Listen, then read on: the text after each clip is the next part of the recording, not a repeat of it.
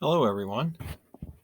So today we're going to work on Microscope Webquest, and this is going to be a general overview of the microscope as well as a little bit of information on scientists who have been responsible for the discovery of the microscope and some details about the different types of microscopes. On this chart here, we can see that we're going to fill in some information there. And then down here toward the bottom is some details about the microscope and a specific type of microscope called the scanning electron microscope, which is pretty cool because it brings everything up in 3 dimensions. So I'm going to scroll back up to the top. And we can also see that with each area, there's a link. So we can use the links to get to those areas, and that will help us get that information for that section. So what I've done is I've already put those links in here. So I'm going to go back and forth, toggle between this page and the other pages, the other tabs, in order to help you get through this. All right, so the first thing that we're going to do is we're going to start with the parts of the microscope. So when we click on this link here, that'll bring up the microscope's parts quiz, which is right here. And so if you would like to click on each part, it'll tell you the part. For example, this part, if I click on it, it tells me right here, that's the eyepiece. Now, if I go over here and I click on this part, that's going to be the body tube. And these are all the parts that we've been using in class when we were working with the microscopes during our last days that we were in school. So if you go through each part on this screen, you can find out what each part for the microscope is all about. And if you would like to pause the video at this point, and you can go ahead and fill out the microscope diagram, that would be fine.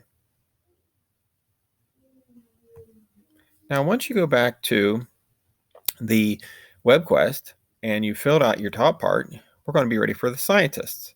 So as you click on this link that is right there, then you will go to the microscope part here, microscope homepage. And it says look on the history. So we click on microscope history, which will bring up this. And as we go through the history of the microscope, we can look at founders of the microscope. And so then there's information on each of the people that we've been talking about, like the Jansons, Hans and Zacharias Janssen.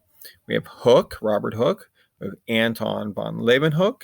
And so we can use this information to help us answer the questions on our WebQuest. So let's go back to our WebQuest. It says list the 4 scientists responsible for the discovery or invention of the microscope. The father that helped create the first compound microscope, the son that took over the production, who viewed cork under the microscope, and then who created the first simple microscope and looked at bacteria. So if we go back to this, the founding fathers, we can see that there are 1, 2, 3, 4 individuals. So as you are filling out that part, all you have to do is look at this section right here in order to do that. So we're going back to this now. Now, when it's time for this chart, you need to click on the types of microscopes. And so I'm going to go back to this area right here, founding fathers, but I'm going to go back because that's where we were. And then I'm going to look up microscope types. And here is this very large chart of information that you're not going to type in everything. And I don't want you to use every single word that has been used. But what I would like you to do is to make an effort to use your own words and fill in the chart. If you need to copy and paste, that is fine as well. But what we're trying to do is learn the difference between the compound microscope, the dissection or stereo microscope, the scanning electron microscope, and the transmission electron microscope. Now, these microscopes are very useful in looking at, obviously, extremely small things, but some of them have different functions. And so we're going to be learning about that as well.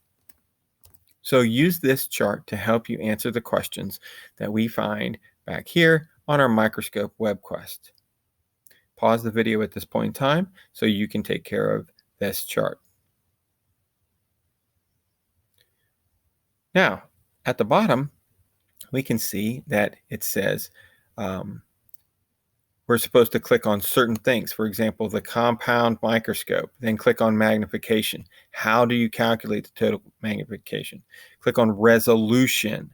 So there are things within each one of these that we're going to be using in order to figure out how to answer some of these questions. So if I go back to types of microscopes, I can click on compound microscope, and then I can find out all of the information here. So here was that part right here where it says magnification, and resolution is right underneath it. So I would click on magnification, and it finds out how to calculate the total magnification. And so we can use this information on these pages to help us do that. So then I want to click back. And then if I want to know something about resolution, I can go here and I can find out resolution. So here is a bit of information about resolution.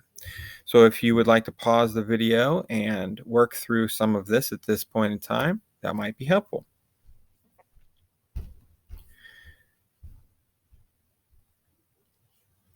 So if you're using each one of these steps and reading each question, you shouldn't have any problem with answering these. Just make sure that you're following the directions in each one. Now, this last one is a scanning electron microscope.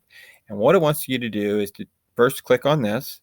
And I'm going to show you that when you do that, you're going to get something that looks like this, the virtual scanning electron microscope. And this allows you to see almost a three-dimensional picture of what we're looking at. So this is the virtual scanning electron microscope. And so I'm going to go back. Let's see. It says from the choose sample drop-down menu, choose ragweed pollen. How many spores are in the field view at 1100? And how many spores are in the field of view at 2000? So the first thing I do is I go to my virtual scanning microscope, and then I click on choose a sample, and the sample area is right here. I choose a sample, and I go to ragweed pollen. Let's see, there it is right there. And then it wants me to know C1100. That's here. It's telling me the magnification 1100. And then I would go to 2000 for the next one. But first of all, I can't see what's going on. So what I'm going to do is I'm going to increase the contrast. And see, sometimes you use these slider buttons, slider levers, and they can make your picture better or worse. So like at this point, contrast, I can't see anything. But as I moved it up, I can see it a lot better. So our question was, how many spores are in the field of view at 1100? Well, I'm going to go back. And if I'm looking at 1100, I see 1, 2, 3, 4, 5. I see 5 in the field of view at this point. So that would be my answer for number 7. But then if I increase the magnification to 2000, then how many is it going to be? Well, if I go back and I increase it to 2000, I can either go like that, or I can use the up arrow. Now I only see 2. So that's how I'd find my answer for that. So then you can go ahead and answer the rest of the questions. I'll choose the honeybee, and then it asks you for the shape, describe the appearance of the jellyfish right here, appearance of the jellyfish at 10,000. So you're going to have to change the magnification for that. And then also the sand star, and then compare it at certain magnifications there. So remember that this is the spot where you change your sample. Here is the spot where you change your magnification. And here's the spot where you can change your contrast. And also, if you wanted to change the focus, you can make it even better or worse. So I'm going to pull out of there. And if I can see, you can see how detailed that is. But if I go up or down all the way, it kind of takes it out of focus. So this is the best focus right there, at least for my eyes. So I hope this has helped you with understanding how to get through this WebQuest.